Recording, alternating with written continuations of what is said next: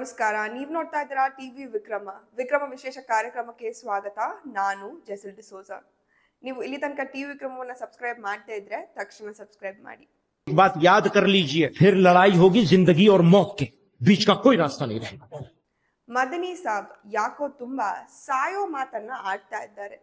ಬಕ್ರೀದ್ ಸಮಯದಲ್ಲಿ ಯಾಕೆ ಇಂತಹ ಮಾತು ಮದನಿ ಸಾಹಬ್ರೆ? ಮಾತಾಡ್ತಾ ಅವರು ಯಾರಿಗೆ ಧಮ್ಕಿ ಹಾಕ್ತಾ ಇದ್ದೀನಿ ಅನ್ನೋದನ್ನು ಕೂಡ ಮರೆತ ಹಾಗೆ ಇದೆ. ಓಪನ್ ಆಗಿ ಕೆಣಕೊಂಡು ಹೋಗಿದ್ದು ಈ ಸಲ ಯೋಗಿ ಆದಿತ್ಯನಾಥ್ ಅವರನ್ನ, ಅದು ಕೂಡ ಮದ್ರಸದ ವಿಷಯದಲ್ಲಿ. ಈಗ ಶುರು ನೋಡಿ ಅಸಲಿ ಆಟ. ಬಕ್ರೀದ್ ಹಬ್ಬ ಇನ್ನೇನು ಬಂತು. ಬಕ್ರೀದ್ ಅಂದ್ಮೇಲೆ ರೋಡ್ನಲ್ಲಿ ಪ್ರಾಣಿಗಳ ತಲೆಯನ್ನ ಕತ್ತರಿಸೋದು, ನಮಾಜ್ ಮಾಡೋದು, ಇದೆಲ್ಲ ಮಿತಿ ಮೀರ್ ಬಿಡುತ್ತೆ. ಇದೇನು ನಾನು ಹೇಳ್ಬೇಕಂತಿಲ್ಲ, ಮುಸ್ಲಿಂ ಏರಿಯಾಸ್ಗಳಲ್ಲಿ ನೋಡಿರ್ತೀರ. ಬಟ್ UPಯಲ್ಲಿ ಈ ತರದ ಆಟಗಳು ನಡೆಯೋದಿಲ್ಲ. ಯೋಗಿಜಿ ಪ್ರತಿ ಸಲದಂತೆ ಈ ಸಲ ಕೂಡ ಒಂದಷ್ಟು ಖಡಕ್ಕಾದ ರೂಲ್ಸ್ ಗಳನ್ನ ಮಾಡಿದ್ದಾರೆ. ರೋಡ್ನಲ್ಲಿ ಚಾದರ್ ಹಾಕೊಂಡು ನಮಾಜ್ ಮಾಡೋ ಹಾಗಿಲ್ಲ, ಹಾಗೆ ಬಕ್ರೀದ್ ಅಂತ ಸಿಕ್ಕಲ್ಲಿ ಪ್ರಾಣಿ ಹಿಂಸೆ ಮಾಡೋ ಹಾಗಿಲ್ಲ, ಒಂಟೆ ಹಾಗೂ ಗೋವಿನ ಹತ್ರ ಕೂಡ ಕತ್ತಿ ತರೋ ಹಾಗಿಲ್ಲ.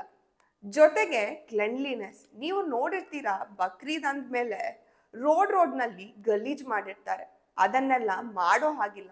ಹೀಗೆ ಒಂದಷ್ಟು ರೂಲ್ಸ್ ಗಳನ್ನ ಯೋಗಿಜಿ ತಗೊಂಡು ಬಂದಿದ್ದಾರೆ.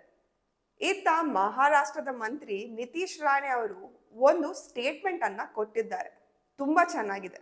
देने वाले अभी बकरी ईद के टाइम क्यों बोलते नहीं कि एनवायरमेंट फ्रेंडली बकरी ईद करो, वर्चुअल बकरी काटो? क्यों नहीं बोलते ऐसे?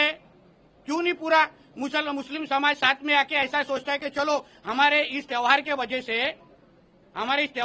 से इतने सब बकरियों को काटा जाता है, चलो हम एनवायरमेंट फ्रेंडली बकरी बनाते हैं. कहाँ गए वो पशु प्रेमी जो हमको हिंदुओं को ही जब सब एडवाइस देने वाले? कहाँ गए वो?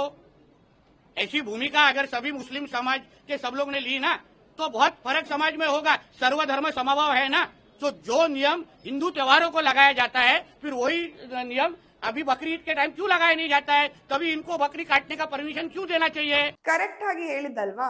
ಬಕ್ರೀದ್ ಹಬ್ಬ ಅಂದ್ರೆ ಪ್ರಾಣಿ ಹಿಂಸೆ ಯಾಕೆ ಮಾಡ್ಬೇಕು? ಹಾಗೆ ಆಟಿಕೆಯ ಕುರಿ ತಂದು ಕಡಿಬಹುದಲ್ವಾ? ನಿತೀಶ್ ರಾಣಾ ಅವರ ಹೇಳಿಕೆಯಲ್ಲಿ ಒಂದು ಲಾಜಿಕ್ ಇದೆ, ಯಾಕೆ ಅಂತ ಅರ್ಥ ಮಾಡಿಸ್ತೀನಿ ಬನ್ನಿ. ಈಗ ನಮ್ಮ ದೇಶದಲ್ಲೇ ನೋಡಿ, ಒಂದೊಂದ್ಸಲ ಎರಡು ಕಾನೂನು ಇದೆಯಾ ಅನ್ಸ್ಬಿಡುತ್ತೆ. ಹೆಂಗೆ ಅಂದ್ರೆ ಮುಸ್ಲಿಮರ ಭಾವನೆಗೆ ಧಕ್ಕೆ ತಂದ್ರು ಅಂತ ಶರ್ಮಿಷ್ಠರನ್ನ ಅರೆಸ್ಟ್ ಮಾಡೋಕೆ ದೀದಿ ನಾಡಿನ ಪೊಲೀಸರು 1500 ಕಿಲೋಮೀಟರ್ ದೂರ ಪ್ರಯಾಣ ಮಾಡ್ತಾರೆ. ಅದೇ ಶರ್ಮಿಷ್ಠರ ವಿರುದ್ಧ FIR ದಾಖಲು ಆಗೋದಕ್ಕೆ ಕಾರಣ ಆಗಿದ್ದ ವಾಜಿದ್ ಖಾನ್ ಆತ ಮಾಡಿದ್ದೇನು? ಆತನು ಕೂಡ ಹಿಂದೂಗಳ ಭಾವನೆಗೆ ಧಕ್ಕೆ ಆಗೋ ಹಾಗೆ ಟ್ವೀಟ್ ಮಾಡಿದ್ದ. ಆತನ ವಿರುದ್ಧ ಕೂಡ ಪ್ರಕರಣ ದಾಖಲಾದವು, ಆದ್ರೆ ಅವನ ಮೇಲೆ ಯಾವ ಕ್ರಮವೂ ಇಲ್ಲ. ಅದಕ್ಕೆ ಹಿಮಂತ್ ಬಿಶ್ವ ಶರ್ಮಾ ಅವರ ಸರ್ಕಾರ ಅಸ್ಸಾಂನಲ್ಲೇ ಕೇಸನ್ನ ದಾಖಲಿಸಿಕೊಂಡಿದ್ದಾರೆ, ವೆಸ್ಟ್ ಬೆಂಗಾಲ್ನಲ್ಲೇ ನುಗ್ಗಿ ಅವನನ್ನ ಎಳ್ಕೊಂಡ್ ಬರೋದಕ್ಕೆ. ಆದ್ರೆ ಅವತ್ತು ಹುಲಿಯಂಗಿದ್ದ ವಾಜದ್ ಖಾನ್ ಈಗ ಇಲಿಯಂಗೆ ಬಿಲವನ್ನ ಸೇರ್ಕೊಂಡಿದ್ದಾನೆ. ಯಾಕೆ ಈ ಉದಾಹರಣೆ ಕೊಟ್ಟೆ ಅಂದ್ರೆ, ಶರ್ಮಿಷ್ಠ ಮಾಡಿದ್ದು ತಪ್ಪು ಅನ್ನೋ ಬುದ್ಧಿಜೀವಿಗಳು ಅದೇ ವಾಜಿದ್ ಖಾನ್ ಬಗ್ಗೆ ಯಾಕೆ ಮಾತಾಡ್ತಾ ಇಲ್ಲ? ಹಾಗೆ ನೋಡಿ, ಹಿಂದೂಗಳ ಹಬ್ಬ ದೀಪಾವಳಿ ಬಂತು ಅಂದ್ರೆ ಪಟಾಕಿ ಹಚ್ಚಬೇಡಿ, ಪರಿಸರ ಮಾಲಿನ್ಯ ಆಗುತ್ತೆ ಅಂತಾರೆ. ಹೋಲಿ ಹಬ್ಬ ಬಂದ್ರೆ ಬಣ್ಣ ಹಚ್ಚಬೇಡಿ ಅಂತಾರೆ. ಗಣೇಶ ಹಬ್ಬ ಬಂತು ಅಂದ್ರೆ ಗಣಪತಿಯನ್ನೇ ಇಡಬೇಡಿ ಅಂತ ಕೂಡ ಹೇಳ್ತಾರೆ. ಆದ್ರೆ ಒಂದಿನ ಆದ್ರೂ ಬಕ್ರೀದ್ ಹಬ್ಬಕ್ಕೆ ಕುರಿ ಕಡಿಬೇಡಿ, ಪ್ರಾಣಿ ಹಿಂಸೆ ಅಂದಿದ್ದು ಕೇಳಿದ್ದೀರಾ? ಅದೇ ಕಾರಣಕ್ಕೆ ಮಹಾರಾಷ್ಟ್ರದ ಸಂಸದ ನಿತೀಶ್ ರಾಣೆ ಅವರು ಹೀಗೆ ಹೇಳಿದ್ದು. देखिए ऐसा है ना, कोई भी हमारा जब हिंदू त्योहार आता है, होली जब होती है तभी हम लोग को फुकट के एडवाइस दिए जाते हैं कि ड्राई होली मनाओ, एनवायरमेंट फ्रेंडली होली मनाओ. जब भी हमारे दिवाली आते हैं तभी पटाखे मत बजाओ, उसके वजह से एनवायरमेंट को हानि होती है. अभी वही सब जो हमको जो कोई फुकट के जो ये एडवाइस देने वाले अभी बकरी ईद के टाइम क्यों बोलते नहीं कि एनवायरमेंट फ्रेंडली बकरी ईद करो, वर्चुअल बकरी काटो? क्यों नहीं बोलते ऐसे? ಸೊ ಈಗ ಅದಕ್ಕೆ ಮದನಿ ಸಾಹಬ್ ಮೈಕ್ ಅನ್ನ ಹಿಡಿದುಕೊಂಡಿದ್ದಾರೆ. ಇವರು ಜಮಾತ್ ಉಲ್ಮಾ ಹಿಂದ್ನ ಚೇರ್ಮನ್, ಹಾಗಾಗಿ ಉಗ್ರ ಭಾಷಣದ ಮೂಲಕ ಫೇಮಸ್ ಆದವರು. ಇವರು ಏನನ್ನ ಹೇಳ್ತಾ ಇದ್ದಾರೆ ಅಂದ್ರೆ, ಓದು ಬರಹ ಬರದ ಇಲ್ಲಿಟ್ರೇಟ್ಸ್ ಕಾನೂನನ್ನ ಕೈಗೆ ತಗೊಳ್ಳುವಂತಿದೆ. ರಾಣಿಯಂತಹ ನಾಯಕರ ಹೇಳಿಕೆ ಸಾಮಾನ್ಯ ಮುಸ್ಲಿಮರು ಕಾನೂನನ್ನ ಕೈಗೆ ತಗೊಳ್ಳಕ್ಕೆ ಕಾರಣ ಆಗಿರುತ್ತೆ, ಪರಿಣಾಮ ಕೆಟ್ಟದಾಗಿರುತ್ತೆ. ಸೊ ಇವರ ಬಗ್ಗೆ, ಅವರ ಪಕ್ಷದ ಬಗ್ಗೆ ಚಿಂತೆ ಮಾಡಬೇಕು ಅಂತ ಅಡ್ವೈಸ್ ಅನ್ನ ಮಾಡ್ತಾರೆ. ಇದೇ ಮದನಿಯ ಒಂದು ಹೇಳಿಕೆ ಇದೆ. ಉತ್ತರ ಪ್ರದೇಶದಲ್ಲಿ ಇಲ್ಲೀಗಲ್ ಆಗಿರುವ ಮದ್ರಾಸಗಳ ವಿರುದ್ಧ ಕಾರ್ಯಾಚರಣೆ ಮಾಡ್ತಿದ್ದಾರೆ. ನಮ್ಮ ದೇಶದಲ್ಲಿ ಯಾರು ಬುದ್ಧಿವಂತರಿದ್ದಾರೋ, ನಮ್ಮ ಮಾತುಗಳನ್ನ ಕೇಳ್ತಾರೋ, ಅವರ ಚಪ್ಪಲಿಯನ್ನ ತಲೆ ಮೇಲೆ ಬೇಕಾದ್ರೂ ಇಡ್ತೀವಿ.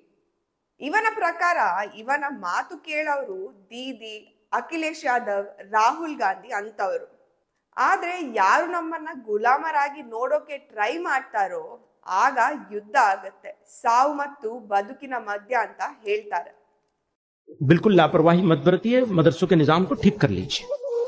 कागजात सही होने चाहिए, कागजात को सही करवाने पे पैसे खर्च कीजिए। सरकार फिर भी अगर खराब करना चाहे, दुश्मनी पर उतर आए, तो समझ लीजिए, एक बात याद कर लीजिए, फिर लड़ाई होगी जिंदगी और मौत के बीच का कोई रास्ता नहीं रहेगा।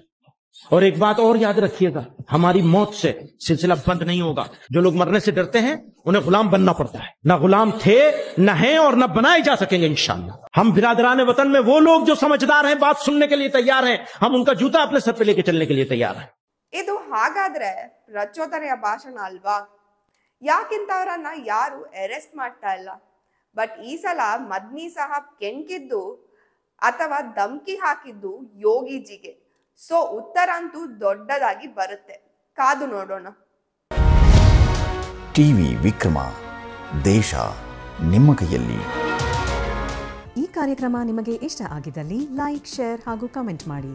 ಟಿವಿ ವಿಕ್ರಮದ ಕಾರ್ಯಕ್ರಮಗಳನ್ನು ನಿರಂತರವಾಗಿ ವೀಕ್ಷಿಸಲು ಸಬ್ಸ್ಕ್ರೈಬ್ ಮಾಡಿ, ಬೆಲ್ ಐಕನ್ ಒತ್ತಿ.